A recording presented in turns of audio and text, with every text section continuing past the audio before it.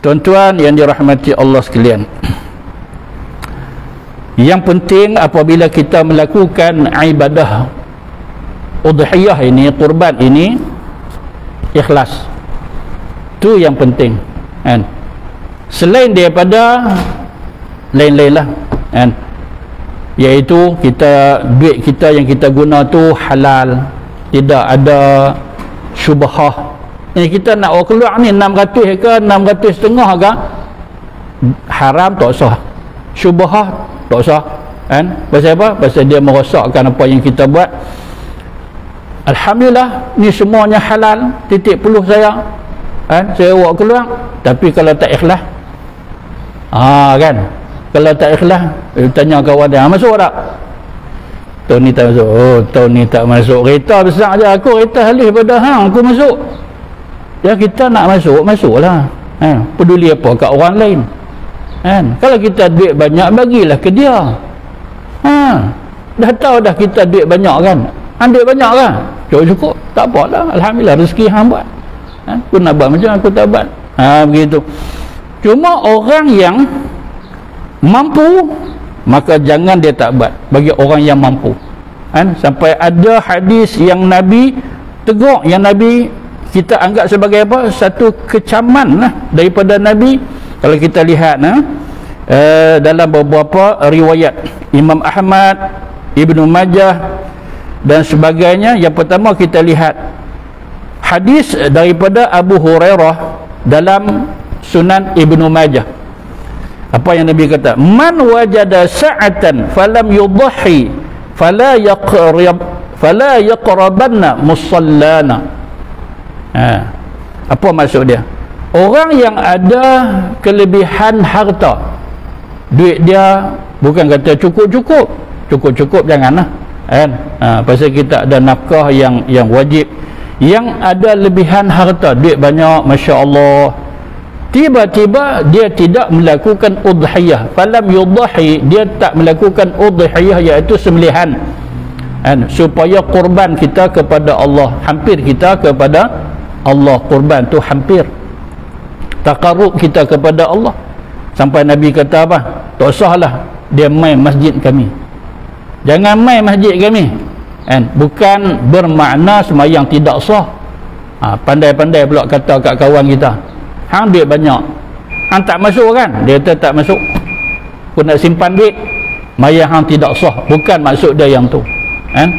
Tetapi betapa Nabi tuntut sangat-sangat supaya kita melakukan ibadah kurban, kan? Senang kita sebut ibadah kurban, padahal itu namanya udhiyah, sembelihan, kan? Untuk kita menghampirkan diri kita kepada Allah. Allah sendiri pun dia bukan mau daging daripada sembelihan kita tu, dia kan mau, kan? Segala apa yang kita lakukan itu hanya Allah Ta'ala nak takwa. Masuk kalau orang yang dia tak mampu, dia teringin sangat, dia nak buat tapi dia tak mampu. Tiap-tiap tahun, dia kata duk makan daging orang bagi je, aku nak buat, aku tak mampu. Jangan duk sedih sangat, jangan duk sedih sangat. Orang yang tak mampu, maka sebenarnya ia telah dapat pahala melakukan ibadah kurban. Sebab Nabi pernah niat untuk umat dia. Nabi buat sembelihan, Nabi kata untukku dan untuk umatku. Maka ulama kata jangan duk sedih hati. Pasal apa? Pasal bagi orang yang fakir, miskin, yang tak mampu, maka sebenarnya telah selesai. Nabi dah buat dulu dengan niat umatnya. Orang yang mampu, jangan duk kata Nabi dah tolong buat dah, kan? Aku pun tak gaduh dah, tak boleh. Sampai Nabi tegur satu ayat yang agak keras kalau orang yang faham. Jangan mai masjid kami, jangan menghampiri musallana masjid kami, begitu. Dan riwayat daripada Imam Ahmad ni dia agak beza sikit lah. Man kana lahu sa'atan, yang atas tadi man wajada, kan? Makna lebih kurang sama lah. Siapa yang ada lebihan harta ataupun wang, tetapi dia tidak melakukan udhiyah, fala yaqrabanna musallana, sama juga, kan? iaitu jangan menghampiri akan masjid kami. Buat apa? Nak main masjid buat apa? Dalam keadaan harta yang banyak tetapi kedekut. Itu kedekut lah. Pasal apa kata saya kedekut? Sebab hang boleh buat. Pasal apa tak mau buat? Kelebihan dia besar. Rugi kalau tak buat. Dia kata pasal aku lah. Pasal sibuk pasal apa? Kan? Begitu kan? Maka rugi dia, esok barulah dia terasa betapa rugi lah ni.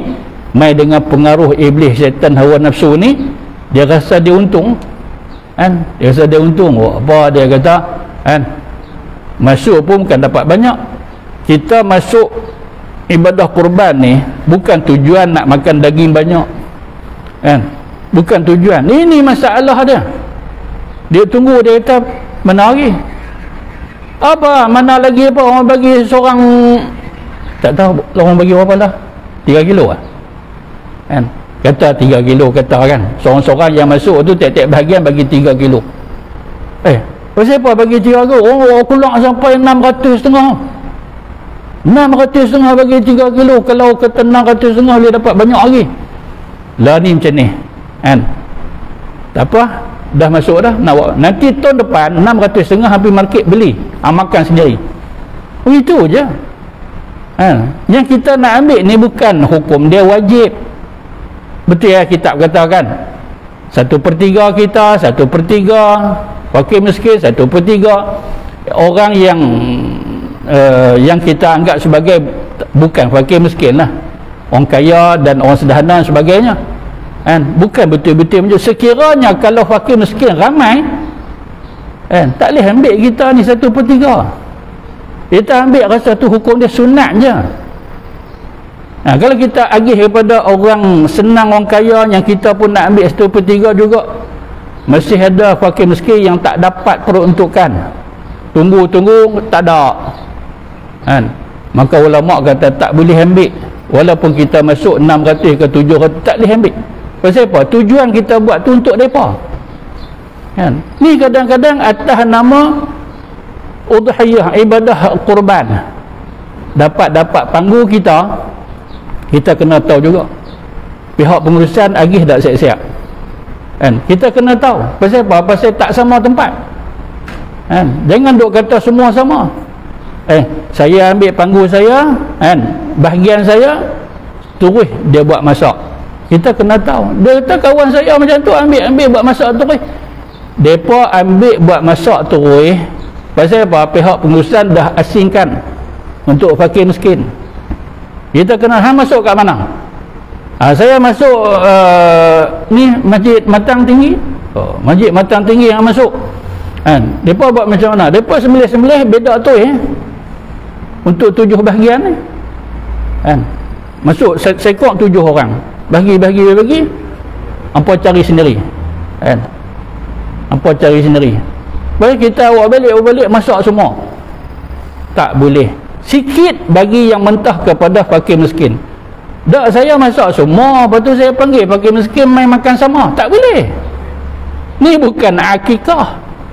Ni bukan akikah. Yang ni nama dia kurban. Yang kena bagi syarat, dia kena bagi dekat fakir miskin mentah. Sikit pun tak apa. Loh, kalau bagi saya tak makan apa. Kalau mereka ramai memang kita tak makan apa lah. Mereka tak ramai, bagi sikit kita boleh makan. Itu je. Ni banyak berlaku ni.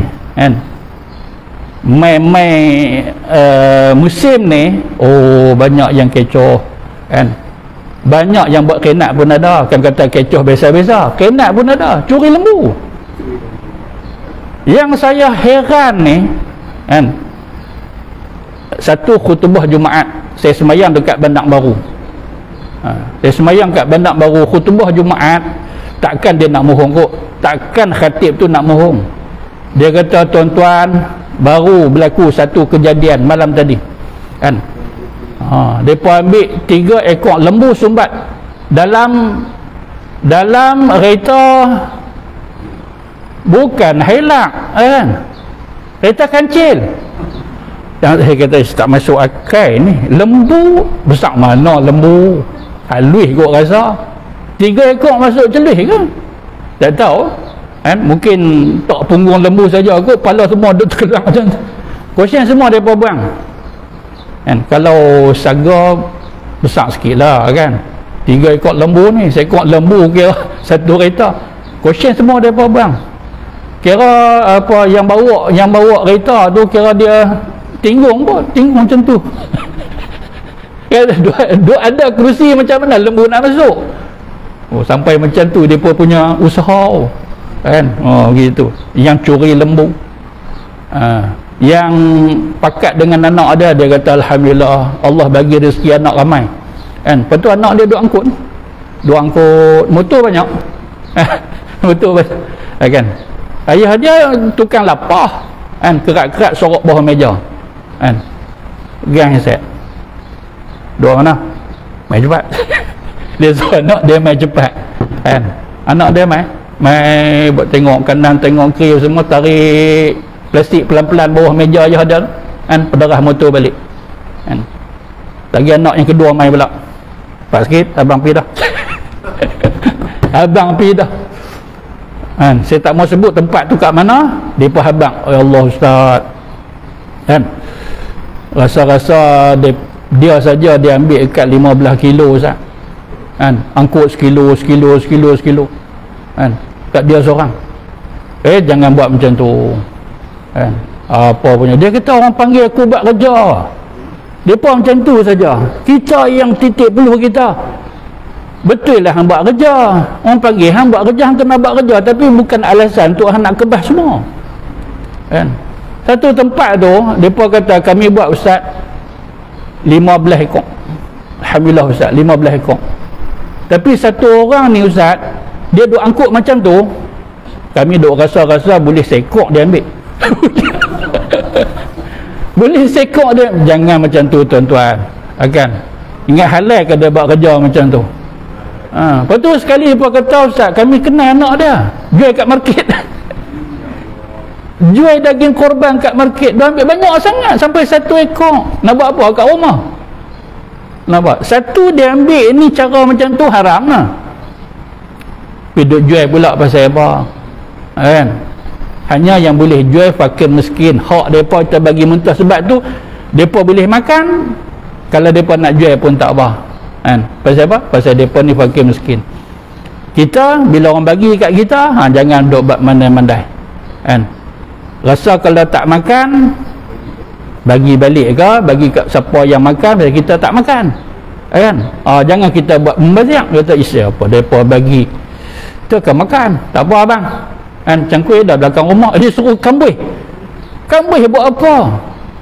Rezeki orang bagi kat kita tak makan, bagilah ke orang.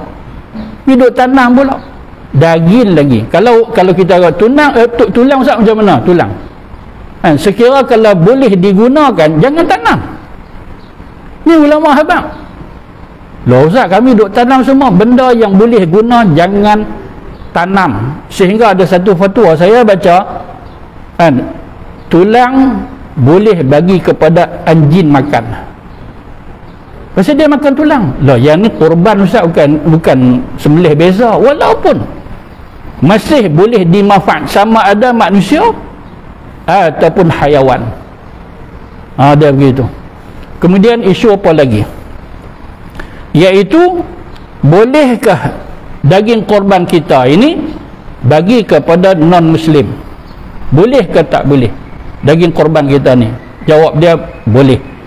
Kalau sembelihan yang sunat, kalau wajib tak boleh kan? Ini disebut lama dah oleh Imam An-Nawawi dan kitab Majmu'. Saya tak mau nak baca teks dia satu persatu kan? Dan saya lihat daripada satu wawancara lah dengan Tok Guru kita Harundin, dia pun jawab yang sama. Dia kata tak ada masalah apa, boleh bagi kepada yang bukan Islam daging korban. Ini pun satu masalah kita, bukan kata baru, saya rasa lama kan?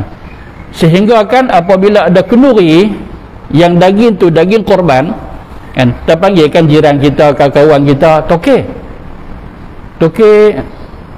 makan ikan saja nah kan, ataupun ayam, daging kita mau makan tak boleh, toke tak boleh kan, pasal ini korban Ini yang salah faham kan. Kalau kata wajib maka tak boleh bagi habaq kan. Ni saya tak boleh makan kan, bukan tokek saja tak boleh makan, saya pun tak boleh makan. Pasal apa? Dah jadi nazak kan. Saya empunya daging ini tapi saya sudah nazak, saya pun tak boleh makan, saya punya keluarga tak boleh, maka sama juga dengan tokek pun tak boleh. Habaq macam tu. Pasal apa? Sudah jadi wajib. Tapi kalau yang biasa, yang sunat, sama ada akikah pun kan, dia ada sembelihan sunat, maka boleh bagi kepada non muslim atau bukan muslim. Ni ada yang kata akikah boleh bagi mereka makan, korban tak boleh. Pasal apa tak boleh? Apabila hukumnya adalah sunat, tak kira sama ada akikah ataupun korban, maka non muslim boleh makan. Oh, mereka makan dah, tengok mereka makan banyak mana kan. Ni non muslim ada kat sini, meja ni ada meja ni, saya tengok rasa-rasa 2 kilo kan. Tak apa, hampir market beli ganti balik. Tak ada lah. Pasal apa? Boleh makan, tak ganti pasal apa kan. Non muslim boleh makan pasal sembelihan tu sembelihan sunat, dia boleh makan. Ni tuan-tuan, kita lama dah Imam Nawawi sebut, ramai ni ramai, tapi tak tahulah, duk jadi tak faham sampai keluar. Nanti tengok adalah soalan macam tu akan keluar. Ustaz, macam mana Ustaz, bukan Islam ni, boleh kau makan sama kan? Tak ada masalah apa kan. Pasal apa? Sembelihan itu adalah sembelihan sunat. Dekat Alma dulu ada satu soalan, dia kata, Ustaz, sekok lembu ni saya buat korban kan, sonok adik-beradik main berimpun pun semua, jadi saya korban sekok lembu kan. Tak ada lah duk cari-cari sampai dapat 7 orang sekok tu kan. Niat dia, niat adalah korban. Lepas tu sembelih sekok tu buat masak kenduri kahwin anak dia, haram, tak boleh. Pasal tak bagi sikit. Pasal apa tak bagi sikit? Lo kena bagi juga, kena bagi juga sikit, sudahlah kan. Tak kenal siapa, telefon kawan, hang kenal tak siapa yang pakai miskin kan, ambil mesat ataupun hang tolong pergi bagi, terus kan. Ni semua sekali dia buat kena tak boleh. Masih orang tak faham sampai kelang kan. Pasal apa? Ini adalah sembelihan korban yang mesti bagi kat mereka sikit. Baik tuan-tuan yang dirahmati Allah sekalian, inilah sebuah sikit yang kita sebut berkaitan dengan Zulhijjah, kemudian tersentuh tentang ibadah kurban lah, yang banyak orang sebut ibadah kurban kan, sembelihan udhiyah. Mudah-mudahan segala yang kita buat selama ini diterima oleh Allah Ta'ala, khusus mereka-mereka yang masuk ibadah udhiyah atau kurban ini diterima oleh Allah Subhanahu wa Ta'ala. InsyaAllah setakat itu saja yang benar daripada Allah Subhanahu wa Ta'ala. Silakan saya, kita tangguh dengan tasbih kafar.